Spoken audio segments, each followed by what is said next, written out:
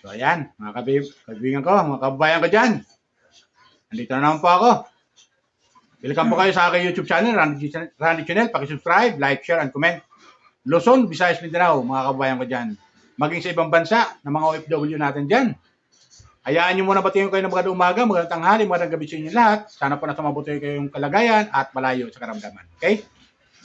Mga viewers ni Pugong Biyahero, viewers ni Krishna, viewers ni Kalinga Prab, Kuya Bal, at Edna, viewers ni Kabisnes, viewer ni Papa Lins TV, at viewers ni Tatay Tikram. Welcome po kayo sa aking YouTube channel. Please subscribe, like, share.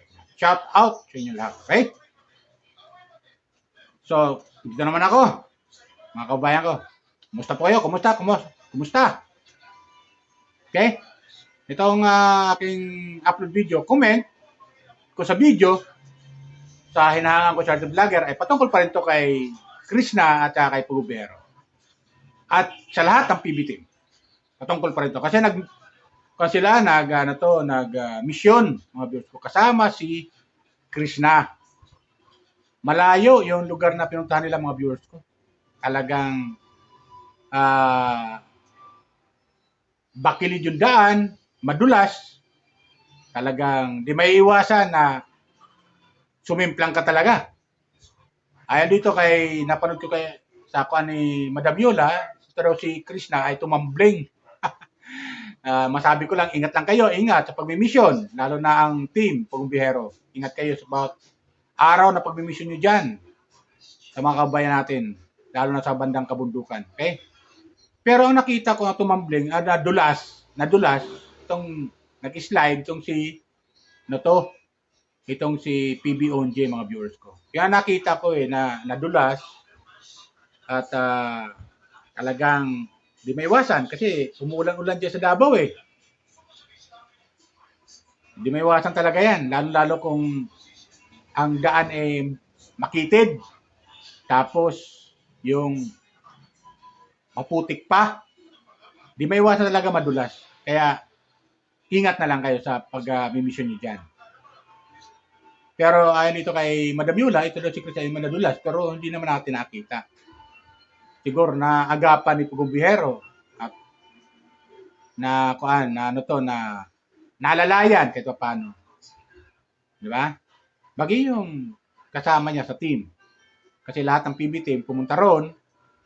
Kumplito sila para magmisyon. Kasama nga si Madam Yula ron. At si Pugong Biyahero. At yung ilan, sila Peter Paul, sila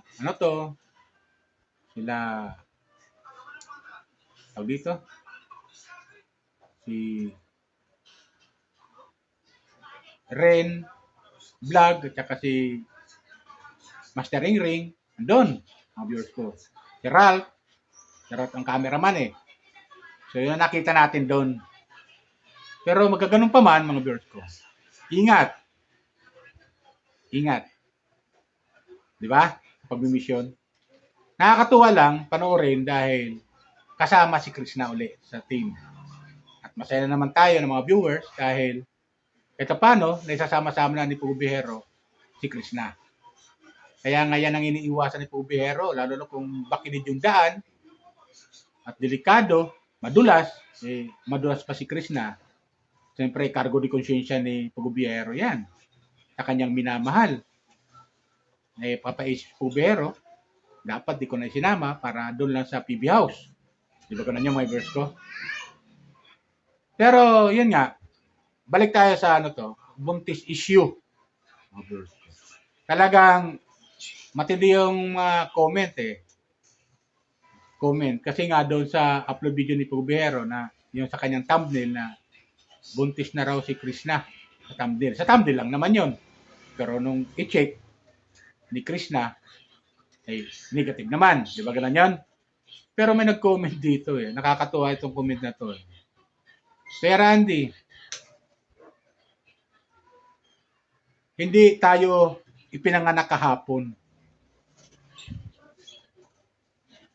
Bakit magpapa-pregnancy test si Krishna kung wala naman nangyari? Di ba ganun yun?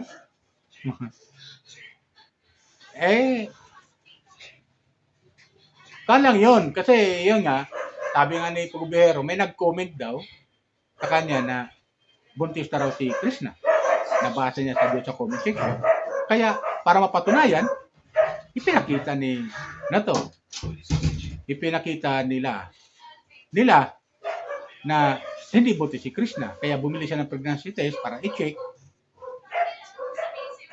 para makita rin natin na negative. Di ba? Nakita nga negative.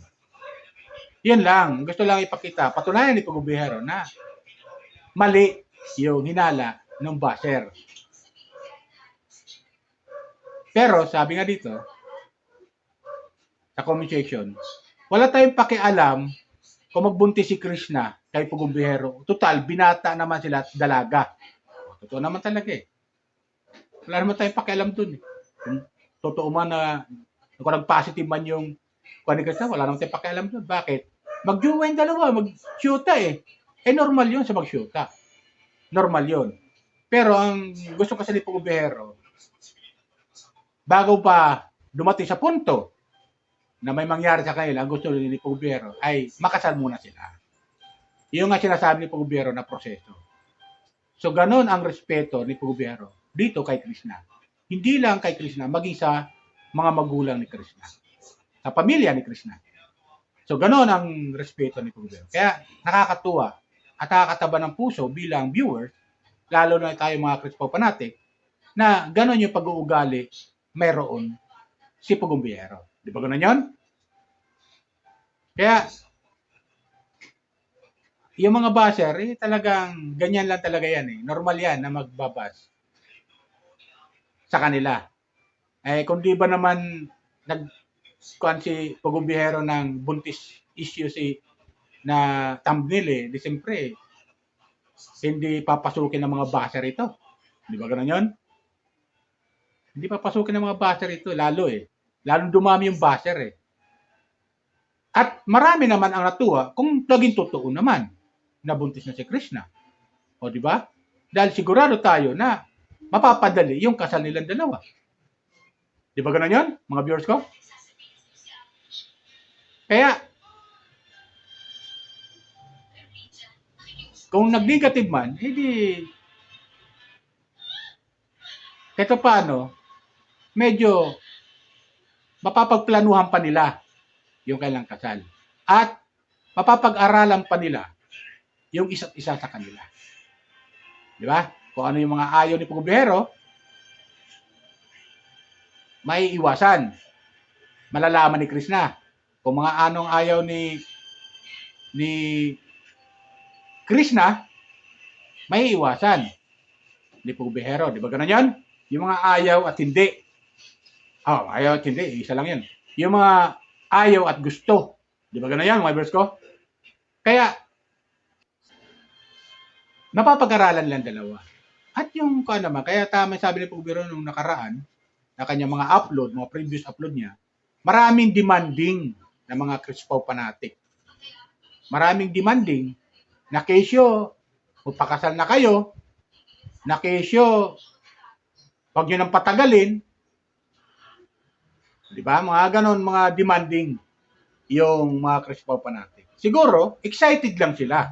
Itong sa akin dyan. Comment ko dyan. Siguro, din sa mga ganon mga comment nila, ay excited lang sila na ito nga si Pagubihero ay makapag-asawa na. Total, nasa hustong gulang na siya at si Krishna nasa hustong gulang na rin. So, hindi na sila mga bata. So, ba't patatagalin pa? Nga naman. Diba ganun yun? Pero ang lahat ng bagay ay napapag-usapan yan. Pinagpaplanuhan yan. Hindi yan ora-orada. Ganun dapat. Dahil mahirap na, pag nagpakasal na sila, andyan na yung nagkakaalaman na kanya-kanilang ugali. Tapos, bandang huli, maghihiwalay. Nakasal sila. Hindi sila malaya sa isa't isa. Di ba ganun yan? Hindi sila malaya sa isa't isa. Samantala, kung ngayon pa lang, napapagplanuhan na nila bago sila makasal, para malaman nila sa isa't isa kung ano at gusto nila. Halimbawa, may mga ayaw si Pagubihero, kailangan malaman ni Krishna yon. Gawin din si Krishna, kung ano mga ayaw niya, dapat malaman ni Pagubihero yon. Di ba ganun yon? Para, pag naging sila na, usapan lang ng maayos. Kasi lahat ng bagay ay nadadaan sa magandang usapan. Di ba ganun yun? Kaya, yung mga baser, tulad sinabi po biyero, na may nag-comment doon, buntis na yan si Krishna. Di ba? Pinatunayan ni Pogong Biyero na wala. Bumili sila ng pregnancy test para i-check. Nag-negative. So, dinapahiya sila. Kaya nga, marami nag-comment doon, tuwan-tuwa na ano kayo ngayon? Dinapahiya kayo ng mga baser. Wala talaga kayong magawa sa buhay. Di ba? Yung mga ganong comment, mga viewers ko. Kaya, tuloy lang natin ang suporta sa PB team. At yun nga, nakasama nila si Krishna na nga sa pagbimisyon. At nakita na uli natin na masaya na maulit sila. Di ba? Ito nga lang, sabi nga ni Madam Yula, tumambling daw itong si Krishna. Siguro sa daan, tumambling. Baka nadulas lang, katulad ni PB Onjay na nadulas. Pero di naman natin nakita na tumambling. Wala naman doon. Wala naman tayo nakita. Diba? Okay lang yun. Kasi ganyan talaga pag-mission di may iwasan, mabakilid yung daan, di may iwasan yung madudulas ka talaga. Diba? Bakilid pa yung daan, mabato. Tapos, bukod sa mabato, maputik pa. Diba? Makapaghatid ka lang ng tulong pagmamahal sa mga kababayan natin. Lalo sa mga beneficiary nila. Makapaghatid lang sila ng tulong. Kahit hirap yung daan, makarating lang sila doon sa paroroonan nila. At nakarating naman sila doon sa pupuntahan nila. Diba? Nakapaghatid ng tulong, pagmamahal. Isa sa mga beneficiary nila. Doon. Diba? Sigurado pa ako na marami pa silang pupuntahan doon sa lugar na yon. Na, total, andun na rin lang sila. So, sulitin na nila yung mga araw na nandoon sila. Para may upload man ni Pugong Biyahero, step by step, isa-isa lang na i-upload niya, pero nagawan nila sa loob ng isang araw. O, di ba?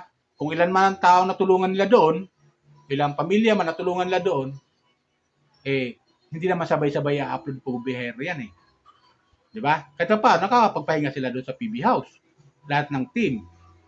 Lalo-lalo na may mga asawa, katulad nila Ralph, makakauwi sa pamilya nila, si Peter Paul, makakauwi sa pamilya nila, makakapagpahinga sila kahit paano, wala silang misyon.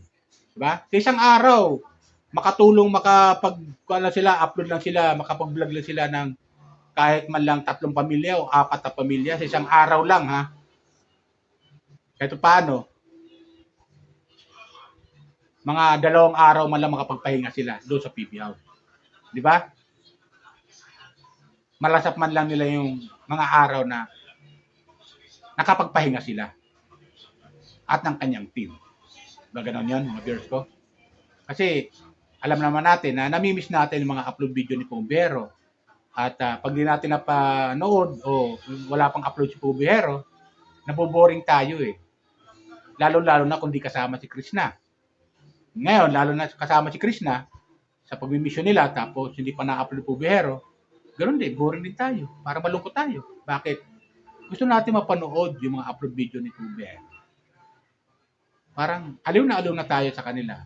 Parang hinahanap-hanap na natin yung mga upload video ni Pumbero. Kaya ginagawa ko, pupunta ako sa PB team. Halimbawa, kay Master Ring, kay Ren Vlog, kay Madam Yola, yon, kay Peter Paul. Pupuntahan ko yan sila Junjun, sila Milvin, pupuntahan ko yan sila para kahit paano. Napanood ko rin yung mga upload video nila at nandoon nga si Krishna kasama din nila. Diba ganun yung mga girls ko? Para kahit paano, hindi tayo na-stress. Kasi pampatanggal ang stress Natatanggal yung stress natin pag napapanood natin sila sa mga vlog nila.